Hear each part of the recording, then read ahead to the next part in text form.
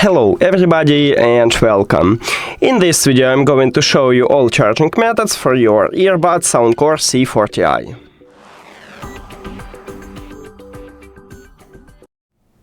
And the first one is a classic one, is to use an adapter and USB-C cable. Connect adapter to the power. And at the back side of the charging case we have USB-C port. So connect USB-C cable right at this port.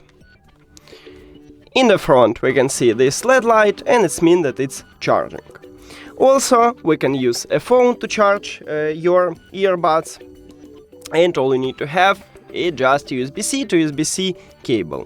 But if your phone do not support USB-C, maybe you should have Lightning to USB-C or even micro USB to USB-C.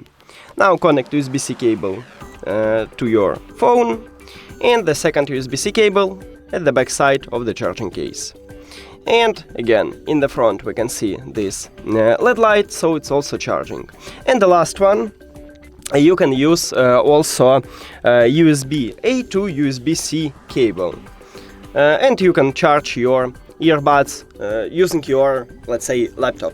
Connect USB-A cable to your device and USB-C cable to USB-C port on your earbuds. And again this LED light, so it's also work.